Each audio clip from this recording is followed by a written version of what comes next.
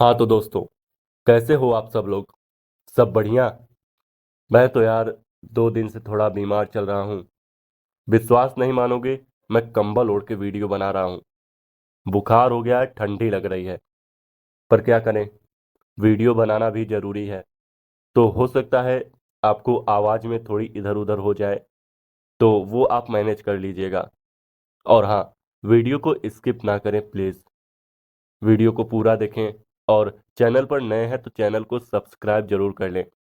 चलिए शुरू करते हैं आज की ये कहानी। रात का समय था। घड़ी में लगभग 11 बज रहे थे। मुंबई का एक मशहूर रेडियो होस्ट रवि अपने शो की रिकॉर्डिंग कर रहा था। रवि, हाँ, वही रवि जो अपने साहसी स्वभाव और अजीब कहानियों के लिए मशहूर था। उसे ऐसी रहस्यमय कहानियों में खास लगाव था जो दिल दहला दे। और इस रात भी कुछ ऐसा ही होने वाला था। रवि के लैपटॉप पर एक ईमेल आया। ये ईमेल किसी योगेश ठाकुर नाम के आदमी का था। योगेश का दावा था कि उसने गोवा के समुद्र के किनारे एक विचित्र जीव देखा है। एक ऐसा जीव जिसके दांत हाथी के दांतों की तरह बड़े और नुकीले थे। वो उसे दांत वाला आदमी कह रहा है। रवि को यह कहानी बेहद दिलचस्प लगी। उसने सोचा, ऐसी कहानी तो सीधे जाकर सुननी चाहिए। तो अगले ही दिन रवि ने योगेश से मिलने का फैसला किया। वो मुंबई से गोवा निकल पड़ा, और यहीं से शुरू होती है हमारी डरावनी कहानी। उससे पहले अगर चैनल पर नए हैं तो चैनल को सब्सक्राइब जरूर कर लें। रवि एक सुनसान रास्ते से गुजरता हुआ समुद्र के किनारे बने एक पुराने खौफनाक बंगले तक पहुंचा। वो बंगला चारों ओर अंधेरा, टूटी फूटी दीवारें और भारी समुद्री हवा से झूमते पेड़। रवि ने जैसे ही दरवाजा खटखटाया, अंदर से चरमराहट की आवाज आई। दरवाजा खुला और सामने आया योगेश ठाकुर। योगेश, लंबा और दुबला आदमी जिसकी आंखों में गहरी चिंता थी। उसने रवि को अंदर बुलाया और कहा, मैंने जो देखा है वो तुम्हारी कल्पना से भी परे है। रवि और भी उत्सुक हो गया। उसने योगेश से पूछा, क्या ये सच है? तुमने सचमुच वो दांत वाला आदमी देखा है? योगेश ने कहानी शुरू की। उसने बताया कि वो पहले एक नाविक था। समुद्र में तूफान आया और वो एक अनजान द्वीप पर फंस गया, और वहीं उसने उस अजीब प्राणी को देखा। एक ऐसा प्राणी जो आधा इंसान और आधा जानवर था, लेकिन उसके दांत बहुत बड़े थे, जैसे हाथी के नुकीले दांत। रवि ये सुनकर थोड़ा डर गया। योगेश ने बताया कि वो प्राणी हर रात उसे ढूंढता है।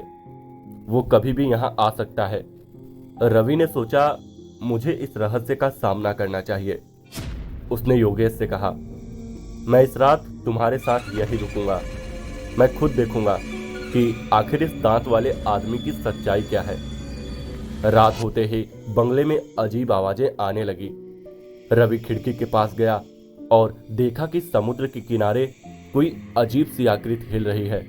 एक लंबी परछाई जो इंसान जैसी थी, लेकिन उसके दांत बड़े और खतरनाक थे।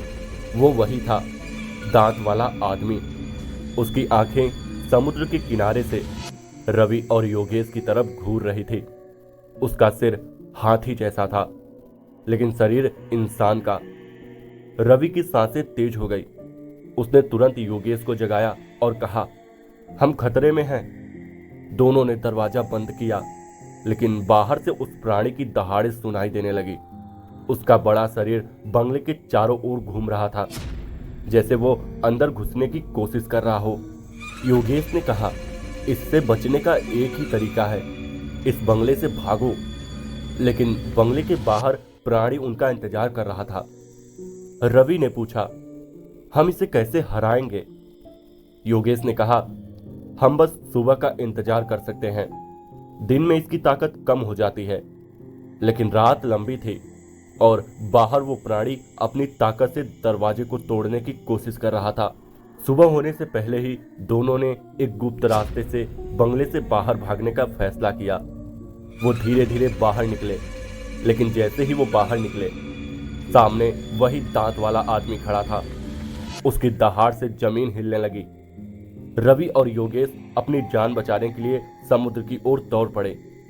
वो प्राणी उनका पीछा कर रहा था, लेकिन वो किसी तरह एक नाव तक पहुंचे और उसे चलाकर समुद्र में दूर चले गए। जब वो दोनों सुरक्षित थे तो उन्होंने पीछे मुड़कर देखा। प्राणी अब किनारे पर खड़ा था, लेकिन वो पानी में नहीं आ सकता था।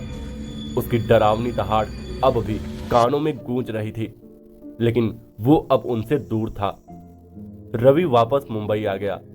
उसने अपने रेडियो शो में ये कहानी सुनाई, लेकिन उसने कभी नहीं बताया कि वो प्राणी आज भी वहां मौजूद हो सकता है, या शायद कहीं और छिपा हुआ हो।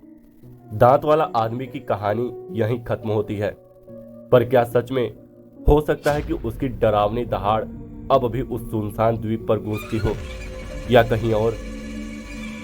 तो चलिए दोस्तों, कैसी रही आज की कहानी कमेंट करके जरूर बताइएगा। हो सकता है आपको आवाज में थोड़ी दिक्कत आई हो, क्योंकि पिछले 2 दिनों से मेरी तबीयत थोड़ा ठीक नहीं है। सर्दी जुकाम हो गया है, तो आवाज थोड़ा इधर उधर हो सकती है, तो वो आप मैनेज कर लीजिएगा। चलिए मिलते हैं किसी और कहानी में, तब तक के लिए बाय।